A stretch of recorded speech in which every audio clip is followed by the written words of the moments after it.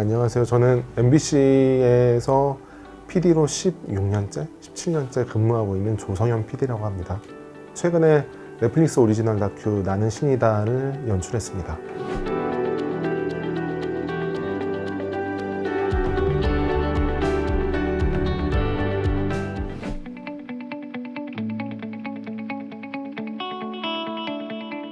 당연한 결과라고 생각합니다.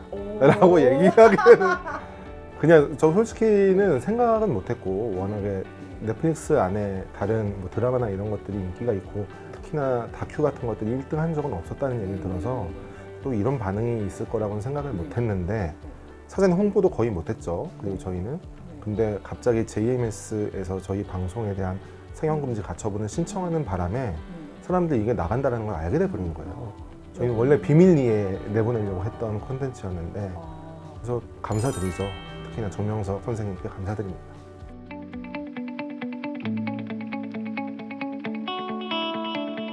그냥 저는 쉽게 모자이크를 하지 않았다 라는 표현이 적합할 것 같은데, TV는 비디오에 대한 모자이크만 하는 게 아니라고 생각해요. 그 사람들의 증언에도 모자이크를 하고, 그리고 나레이션에도 모자이크를 하고, 모든 것들을 다 적절한 수위를 지킨다라는 미명하에 날이 서 있는 것들을 다 그냥 깎아내죠.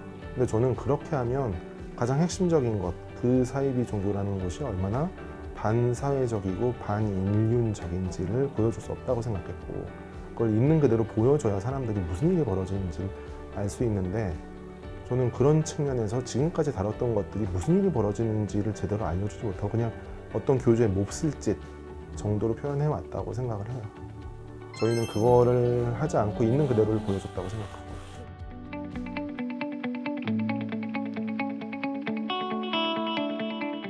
이게 일을 하다 보니까 그런 성격이 형성이 되는 것 같아요. 원래는 거기 MBTI가 뭐예요? 저 INTJ? 아 진짜요? 네. 2로 시작한 게 아니에요? E였는데 회사 들어와서 I로 바뀌었던 것 같아요. 네. 근데 그건 용기가 어디서? 용기보다는 저는 제가 몰랐는데, 네. 제가 일을 하는 어떤 이유는 네. 알고 봤더니 분노였던 것 같아요.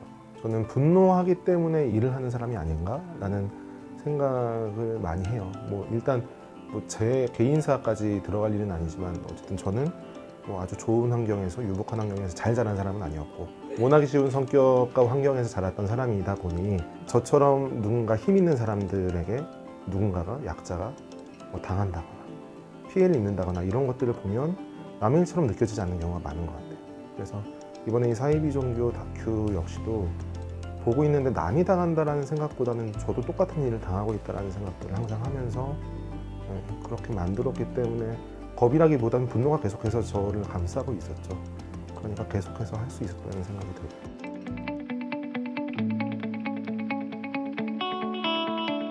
제가 겪었던 넷플릭스는 생각보다 확고한 제작 가이드라인이 존재하고, 그래서 못하게 하는 것들도 많고요.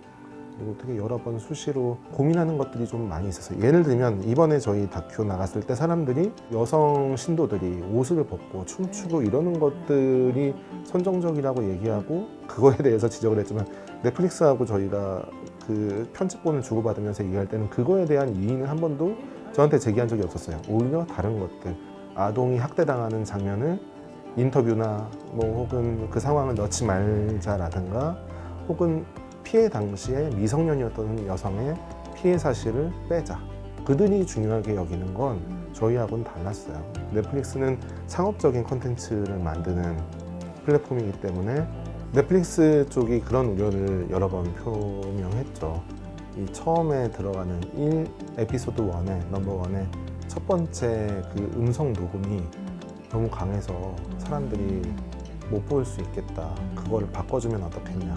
미국 넷플릭스 본사 담당자들도 그런 얘기를 했다고 하고, 그런데 이거는 제가 무조건 가장 앞에 넣어야 된다라고 주장을 했고요. 첫 번째 이유는 이 다큐를 만들 때 저는 대중, 되게 많은 사람들이 봐주기를 원했기도 했지만, 또 한편으로는 여전히 JMS라는 종교를 믿고 있거나 그 안에 있는 사람들이 잠깐이라도 한 1분 정도라도 틀게 될 거라는 생각을 했었어요. 근데 그 사람들이 보게 됐을 때 긴 시간도 내주지 않을 거고 잠깐 틀었다가 끈다고 할 때 어떤 걸 먼저 보여줘야 이 사람들이 과연 내가 믿는 게 허위이다, 거짓이다라는 생각을 할 수 있을까라는 고민을 항상 했었거든요. 그렇죠. 네. 근데 그렇다면 지금까지 정명석 씨는 단 한 번도 그 JMS는 정명석과 교인들 간에 성적인 접촉이 있었다는 거를 인정한 적이 없는데 이렇게 가장 중요한 녹음을 틀어주는 것이 가장 좋은 방법이 아닐까라는 생각을 하고 그걸 넣었죠. 그래서 진입장벽이 높아지는 것에 대한 우려를 한 사람은 많았지만 저는 그냥 이거를 눌러서 보겠다라는 마음을 먹고 누르는 사람들은 끝까지 다 봐주길 원하면서 넣었던 편집이었고요. 그래서 저는 앞에서 말씀하셨던 시청률이라고 얘기하지 않고 그냥 시청률 1위라고 했을 때, 순위 1위라고 했을 때 저는 그것까지는 생각하지 못했죠. 그냥 볼 사람들은 보고 대신에 얼마나 끔찍한 일이 있었는지 알아줬으면 좋겠다라는 정도의 생각이었어요.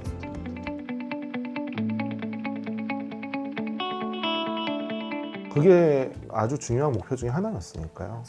저희한테 굳이 얼굴을 공개하고 그 가장 치욕스러운 순간에 녹음을 공유해줬던 메이플이라는 친구가 그렇게까지 했던 이유가 일단 자기 외에 또 다른 피해자들이 나오지 않으면 좋겠다라는 바람 때문에 나온 거잖아요. 저는 그렇게 저희를 위해서 얼굴까지 공개해주고 나온 이 사람들, 출연자들의 바람을 어느 정도 충족시켜줘야 되는, 기대를 충족시켜줘야 되는 책임이 있는 사람들이니까. 메이플이 워낙에 자기의 목표가 확실했던 거죠. 난 이 이야기를 꼭 증언하겠다 라는 목표가 확실했기 때문에 그래서 그 모든 것들을 그냥 마음 편히 증언할 수 있었다는 생각을 하고, 메이플이 한국에 오기 전에 저는 그 가족들의 면접을 한번 거친 적은 있었어요.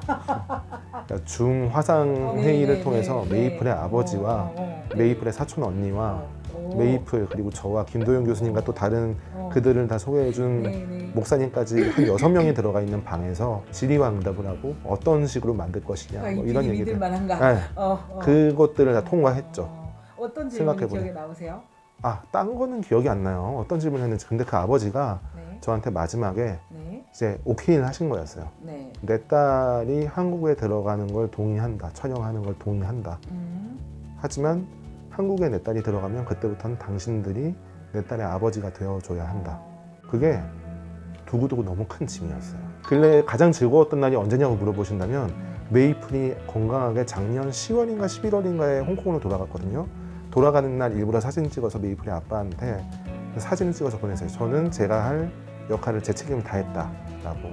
그게 1년이 넘는 시간 동안 계속해서 제 마음에 너무 큰 짐으로 남아있던 거죠. 메이플이 한국에 있는 한 10개월 이상의 기간 동안 저희 집 근처에서 살았어요. 저희 집에도 자주 놀러 오고 저희 애기랑 놀고. 근데 그렇게 했던 이유가 멀리 있으면 불안하니까 중간중간에 보러 갈 수 있고 이런 거리에서 같이 지낸 건 아니지만 거의 근처에서 같이 살았죠. 그게 메이플한테 얼마나 안정적 심리적 안정이 됐을까요? 저는 뭐 근데 바빴으니까 그렇게 많이 돌보지 못했지만 김도영 교수님 같은 분들은 진짜 최선을 다해서 돌봤죠.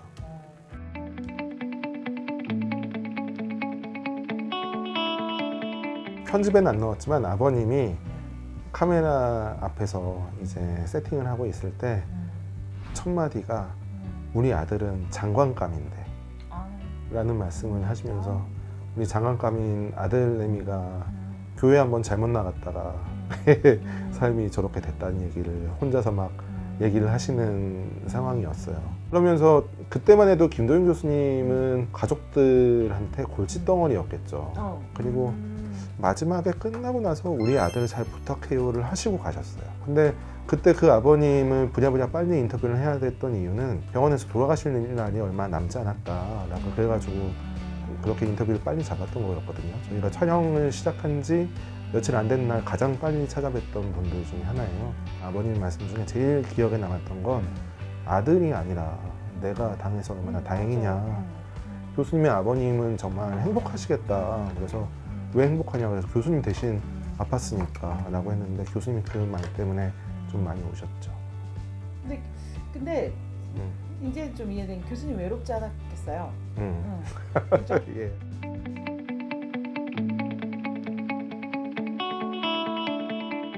작년에 메이플과 김도영 교수님 저 셋이서 같이 원했던 모든 어떤 것도 이루어지지 않을 때 같이 앉아서 서로 이런 일이 벌어지면 얼마나 좋을까라고 상상처럼 얘기했던 게 있었는데 그게 정조은이라는 여성이 구속되는 상황.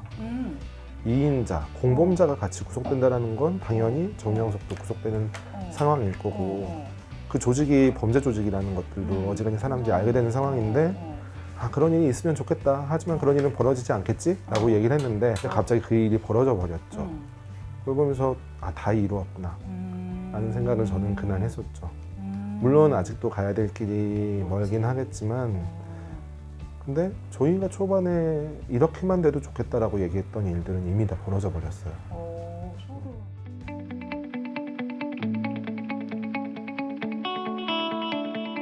정답은 만들어가면서 찾게 되는 거고요.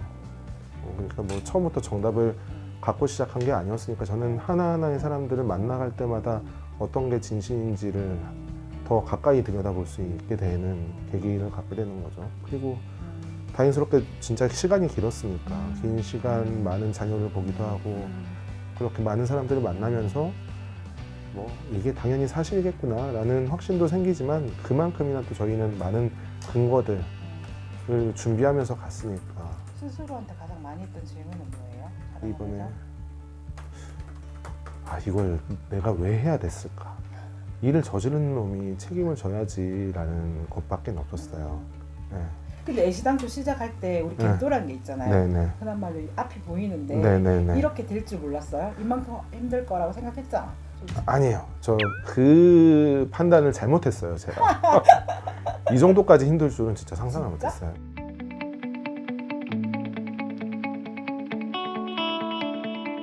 사명감까지 갖고 일을 했던 적은 없었던 것 같고요. 다만 제가 관심을 갖는 이야기들은 있었죠.